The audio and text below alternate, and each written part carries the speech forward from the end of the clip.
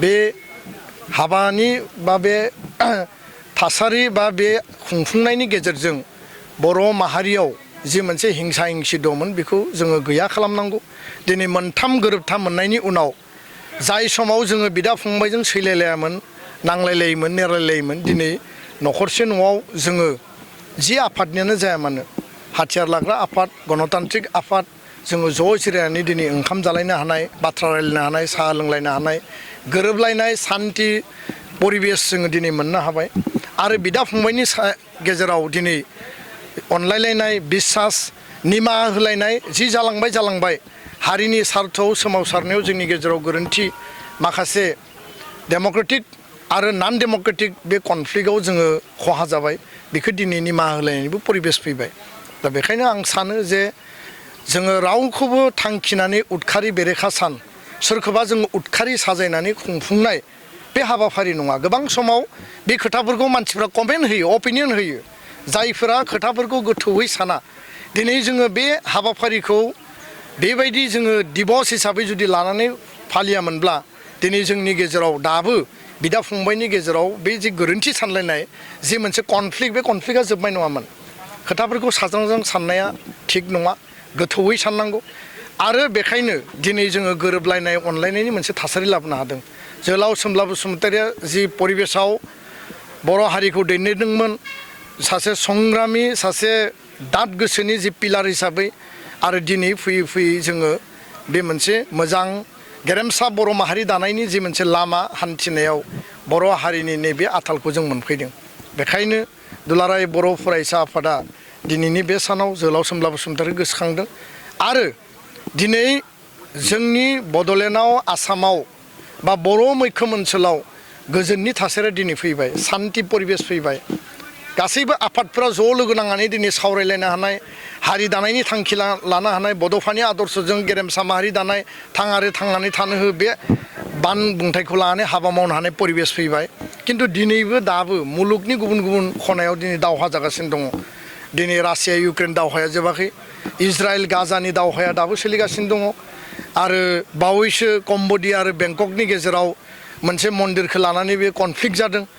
बा इन्डिया पाकिस्तान माने थांनाय नैबे एप्रिल मे दानाव पेहेलगाम कान्द'आव मानबता बा हिउमेनिटि बा सुबुंथिखौ जेरैबायदि फोजोबस्रांनाय जाबाय, बेयाव 22-23 जन मानसिखौ जेरैबायदि गावथारनाय जाबाय बर्बर भाबै, मिडल इन्डियायाव दिनैबो माने माखासे एक्सट्रिमिजम जि परिबेसा दाबो दङ। आरो बेबायदि थैलायनाय बुथारलायनायखौ जों मालाबाबो लुबैया। जोंनि सान्थिनि जि थासारि बेयो मुलुगाव गोसारथों। आरो दिनै बर' माहारियाव, आसामाव, बर' ओनसोलाव उदखारिनि गुबुन मोनसे रुप जों नुनो मोन्दों। बे जाबाय जौ जुवा, दायना दायनि, बा उन्दै बैसोआव मानसि लांखारनाय, माने आइजो आरो गथ' माने उन्दैफोरनि सायाव जि दमन आरो ट्राफिकिं, फारसेथिं ड्राग्स, आरो बे ड्राग्सनि इम्पेक्टआ दिनै बर' हारिखौ दिनै गादबनो नागिरदों। दा बेखायनो उदखारनि गोबां महर थानो हायो। हाथियार लानानै उदखारि खालामनायाल' बे उदखारि नङा, उदखारिनि गोबां महर थायो। दा बेखायनो जोङो बेखौ सिम्बलिक हिसाबै दिनैबो उदखारि बेरेखा सान, उदखारिनि जिकुनु महरानो बर' हारियाव, बर' ओनसोलाव, बड'लेण्डआव, आसामाव जाहाथे थानाङा, बर' कसारि काउन्सिल बा कार्बि आंलं गुबुन गुबुन ओनसोलाव बेखौ जोङो लादों। आरो दिनै बे हाबाफारिया मोजाङै जाफुंसारबाय। सार, जिहेतु बर'नि मोननै राजखान्थिनि माने खौसेथिनि बाथ्रा नोंथांमोना गाहाय रल लानो खामानि मावदों। दायो जितु बिसायख'थियाव साखाथि बेफोरासो बिथिंखौ हारिनि सिन्था खालामबाय दङ। दुलाराय बर' फरायसा आफादा जेब्लाबो पजिटिभ आरो पजिटिभ मोनसे आसा आरो मिजिंखौ लानानै जेब्लाबो खामानि मावबोदों। 2024आव बर'नि मोननै आनसलिक रिजनेल सक्तिशालि जे राजखान्थि हान्जा, माने बिटिसि केन्द्रिक, बिटिआर केन्द्रिक, इउपिपिएल आरो बिपिएफखौ खौसे खालामनायनि थाखाय दुलाराय बर' फरायसा आफादा जि लेभेलाव, जि स्तराव जों रल लानांगौ लादोंमोन। आरो हाग्रामा महिलारि बिथांजोंबो रायलायदों, जाय रायलायनायाव रबिराम नार्जारि, खाम्फा बरगयारि आरो एबसुनि गाहाय नेहाथारि खनिन बसुमतारि दङमोन। खोब पजिटिभलि बिथाङाबो बुंदों जे ज'यै आवगायलांनायाव, बुजाबुजि खालामनायाव आंहाबो पुर्न समर्थन दङ, नोंसोर रायलायलांबाय था। आरो मानगोनां प्रमद बर' बिथांजोंबो जों रायलायदों। बिथांजों रायलायनायाव बिथाङाबो बुंदों जे खौसेथिनि थाखाय आं जेब्लायबो पजिटिभ।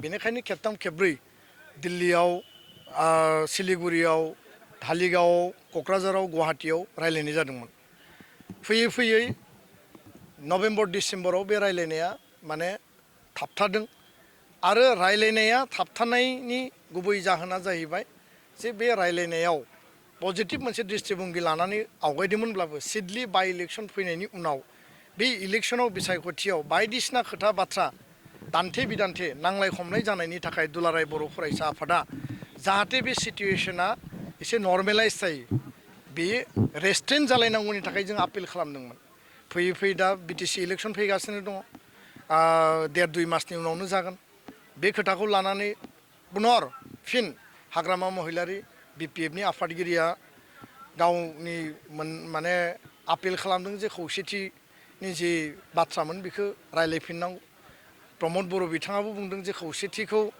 खालामनोब्ला खौसेथि जुदि नांगौब्ला जोङो मोनसे फर्मुला दिहुननांगोन उरखावगोरा ब्रह्म बिथाङाबो बुंदों खाम्फा बरगयारि बिथाङाबो बुंदों बे पजिटिभ नेगेटिभनि गेजेरावबो मोनसे आसाखौ जों दिनैबो नुदों न' डाउट दान्थे बिदान्थेया दाबो सोलिदों आर्गुमेन्टफ्रा गावबा गाव स्टेन्ड लालायनाय हान्जानि आदर्श नितिखौ लानानै बिथांमोना होदों किन्तु बिनि गेजेरावबो जों पजिटिभ मोनसे लामा लानानै जोङो दिनैबो आसाबादि 14टा दल संगठन बर' हारिनि बर' थुनलाइ आफाद बारग' बिएलटि बारग' एनडिएफबि हारिमु आफाद आइजो अनसाय आफाद गासैखौबो लानानै दुलाराय बर' फरायसा आफादा सावरायदों बयनिबो मतामता बेनो जे बर' हारिया खौसे आवगायलांनांगौ जे जोंनि आत्मनियन्त्रण सेल्फ डिटारमिनेसननि जे मोनसे अट'नमि मोनबाय बिटिआर बे 6 सिडुलखौ जोङो मजबुतै आन्सलिक शक्तिनि गेजेरावनो सामलायलांनांगौ आरो राष्ट्रीय दला जेरैबायदि जेराव मदद होनांगौ होगोन जेरैबायदि जों काउन्सिल सालायनायाव थाखा फैसा रां रुफा फाइनेन्सियेल जिखिनि दिल्ली आरो दिसपुरा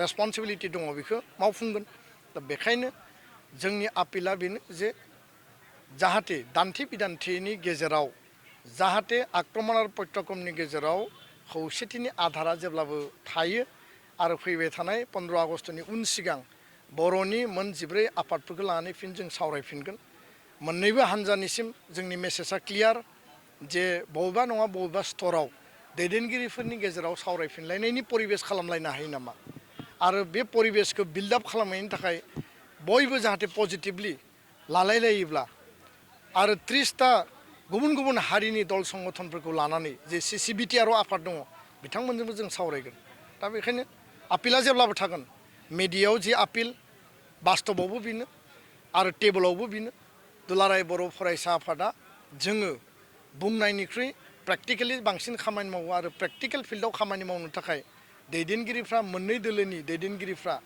टपमस्ट लिडारफ्रा जुदि बयबो एग्रिब्ला बिथांमोना आवगायबोनांगौ जों अलवेज रेडि आरो बे खोथाखौनो आं बुंबाय जे मोननै दोलोनि दैदेनगिरिफोरनियाव बा मोनथाम दोलोनि दैदेनगिरिफोरनियाव बिनि बिबाना बिसोरनि कर्टआवसो बांसिन थागोन खारन बिथांमोननि निति आदर्श बिथांमोननि दोलोनि सिद्धान्तआ मा बुङो बे निति आदर्श दोलोनि सिद्धान्तनि सायाव सोनारगोन आरो कुनु क्षमता केन्द्रिक कुनु माने हिसाब निकासनि कन्डिशना फार्स्टआव प्रायरिटि फैनाङा फार्स्टआव सावरायनाया जाग्रोनांगौ बिनि उनावसो बाखि हिसाब निकास बाखि फर्मुला एजेन्डा खोथाया फैगोन गोजोन्थों